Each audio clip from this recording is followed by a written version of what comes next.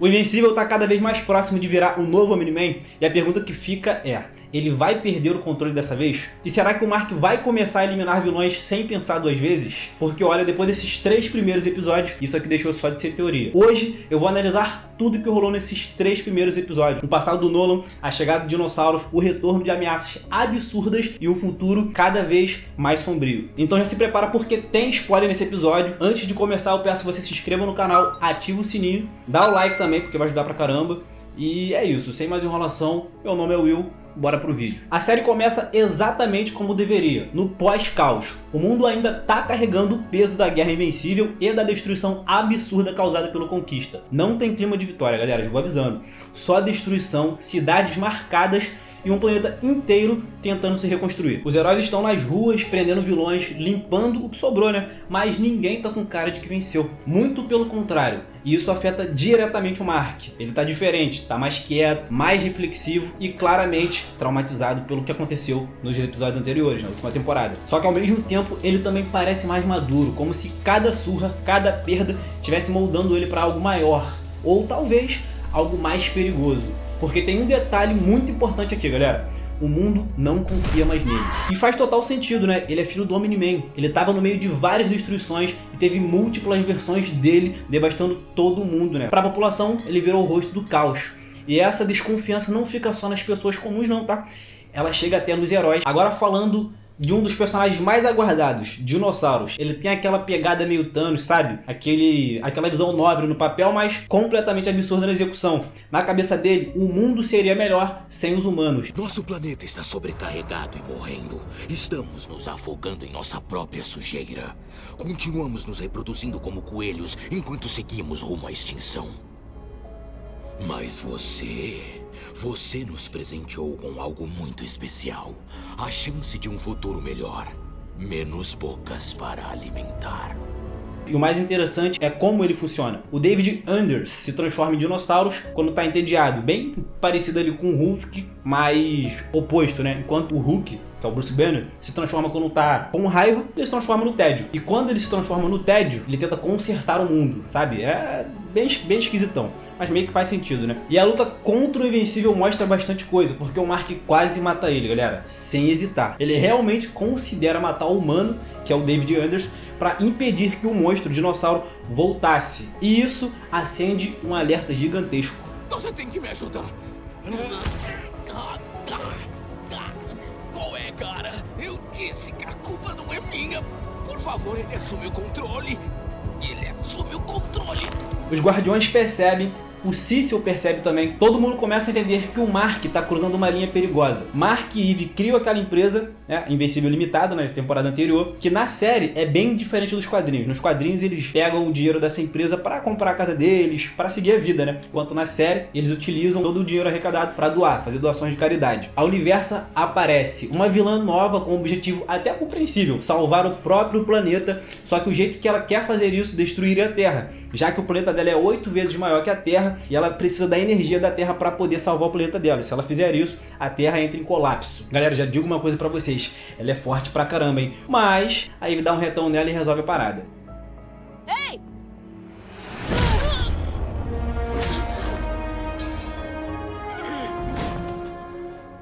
E já garanto pra vocês uma coisa, ela vai voltar nas próximas temporadas, ela e o Dinossauros. E quando você acha que já tava pesado demais pros heróis e pro Mark, vem o momento mais crítico até agora, o ataque dos Seconds. Nas temporadas anteriores, eles meio que não foram totalmente derrotados. Eles acabaram que sobreviveram, alguns deles, e foram se proliferando ali nas cidades e ficaram escondidos nos esgotos. Não sei se vocês lembram disso. Não dava mais para os heróis conseguirem impedir eles. Eles acabaram fazendo um domo onde limitava a área que eles estavam atuando, mas mesmo assim os heróis não conseguiram deter e precisaram da ajuda do Mark. E aí que vem o momento crucial desse episódio, galera. O Mark entra em cena para resolver a situação. Já que os heróis do Globo não estavam conseguindo derrotar os Seconds, o Mark é chamado para ação e tenta ali de alguma forma derrotar o hospedeiro que está sendo controlado pelos Seconds. E num determinado momento a série deixa bem claro que poderia ter sim a possibilidade desse hospedeiro ser desvinculado dos Sécuides, porque eles estavam utilizando 2 braceletes. Um bracelete que desvincula o hospedeiro do Séquide, né, no caso, e o outro que teletransporta. Então eles estavam fazendo isso. E em determinado momento, o Mark ele é pressionado naquele domo, mas ele usa ali um pouquinho da sua raiva e sua força, ele consegue chegar até o cara que estava sendo controlado, e o blindado vem logo atrás em seguida com os 2 braceletes, né, para poder desconectar o hospedeiro. Só que nesse momento, o Mark ele não pensa 2 vezes. Ele já estava com os pensamentos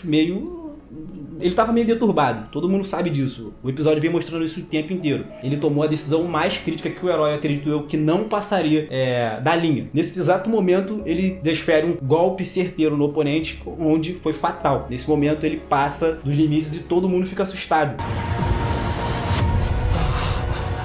Eu sinto muito. Galera, nesse episódio também, quero até destacar pra vocês uma coisa muito interessante. Não só o Mark ter passado dos limites, mas também o robô, que aqui não é robô, né? O Rex. Ele tá desde o início do episódio se colocando ali como o capitão do grupo, tentando se colocar, mas o Cecil deixa bem claro que pra ele assumir o controle de novo dos heróis, ele deveria passar confiança pro Cecil, já que da última vez quem começou a rebelião ali contra o Cecil, né? Quem liderou foi ele. Então quem ficou no lugar dele foi o Briggs. Depois vocês me corrigem que eu esqueci como pronunciar o nome dele. E ele tá todo momento ali desobedecendo ele, tanto que nessa parte ele desobedece ele mais uma vez, vai pro esgoto e faz uma operação toda ali, chega a dar errado. E isso lá na frente vai ter uma consequência muito grande. Depois dos Sécuides, o Cecil chama o Mark para conversar e manda logo a real. Você não decide quem vive ou quem morre. Tá? Só que o Mark, né, já não aceita mais nada. Ele não quer mais ser controlado, né? Como o Cecil fazia nas últimas temporadas e como o Cecil faz com todo herói.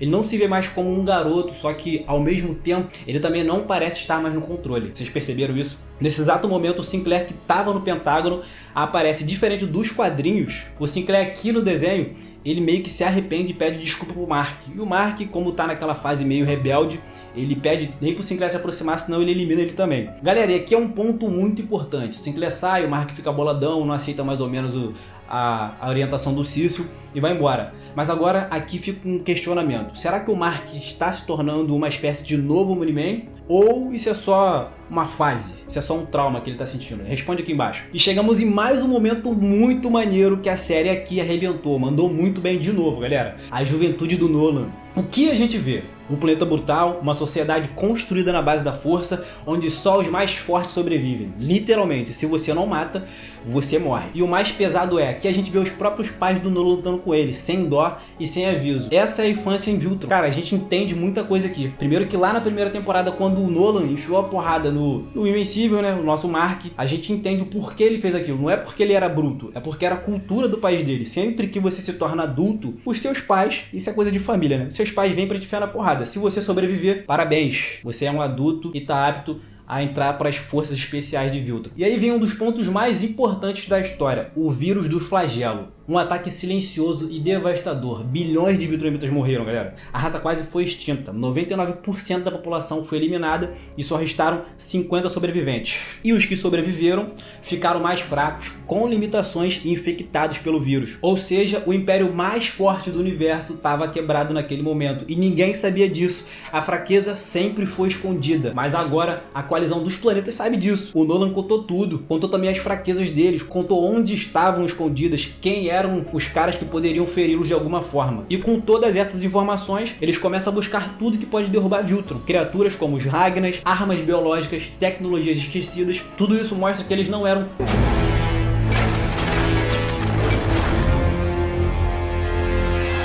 E o mais interessante é ver o Nolan mudando. Ele pede desculpa, cara. E isso é algo absurdo pra um Viltrumita. Só que ao mesmo tempo ele tá dividido, porque lutar contra o próprio povo não é uma coisa fácil pra ele, não é simples.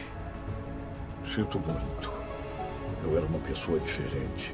Você está pedindo desculpas? Estou.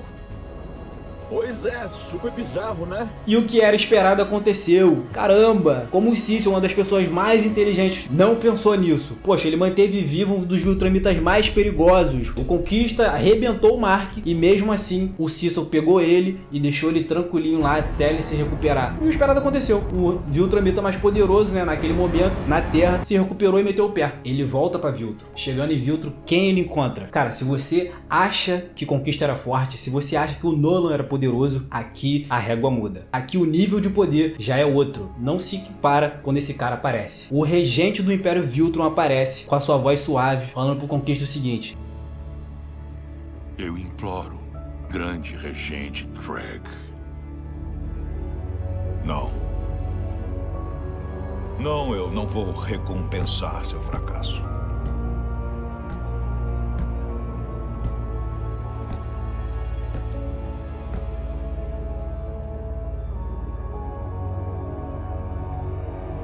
Você ainda tem trabalho a fazer. Galera, que maneiro, cara. Apareceu o cara, o temido. É isso, cara. Essa aparição aqui foi bem rápida, mas foi muito gostoso de ver. E agora, voltando pra Terra, o caos continua. Não acabou não, pô. Os Flaxans retornaram. Lembra daquela raça meio esquisita, verde, que lá no mundo deles o tempo passa muito mais rápido do que aqui na Terra? É, eles voltaram. Agora com estratégia, mais organizados, mais perigosos. E os heróis conseguem vencer, né? Como sempre. Só que tem um porém aí. Eles acabam perdendo uma dupla que é importantíssima para os heróis. O robô e a garota monstro, eles acabam que durante o combate ali, para eliminar de vez os Flaxans, eles resolvem ir para dimensões deles. Os outros heróis ficam, né? Eles não conseguem impedir que isso aconteça. E aí a Terra fica mais vulnerável, já que a Terra já estava sem herói. E isso é um cenário ruim. E nesse cenário dá pra gente falar do Oliver, já que ele começa a ganhar mais espaço como herói, na verdade. Ele tenta fazer o certo sempre e principalmente tenta impedir que o Mark cruze os limites no último episódio. Porque quando o Mark entra em ação, fica claro que ele tá diferente, que ele pode passar do limite a qualquer momento, como ele fez lá na parte dos séculos. Ele tá bem mais forte, tá bem mais agressivo, e o Oliver é o único cara que aparentemente conseguiria impedir ele de fazer alguma coisa assim. E tudo isso fica mais evidente na luta contra o Titã. O Mark simplesmente quase mata ele. O Oliver tava lá pra impedir. A linha entre heróis e algo muito pior tá quase desaparecendo aqui. E enquanto isso, os vilões não estão parados não, tá? O Face Mecânica tá organizando tudo ali, né? Ele fez o Titã e o Sr. Lee brigarem pra depois ele jogar a piadinha pra um, falando: ó, se você não entrar pra ordem, você tá em perigo. Ele conseguiu fazer com que o Titã pela primeira vez cedesse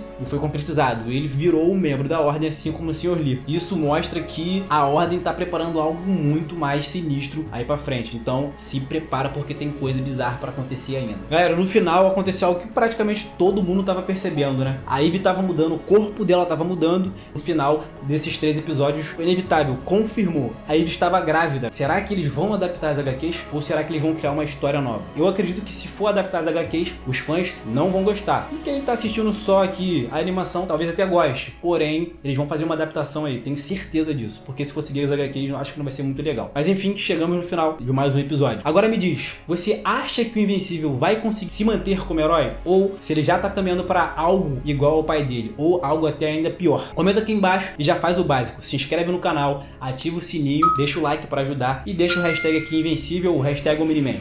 Beleza? Te vejo no próximo vídeo.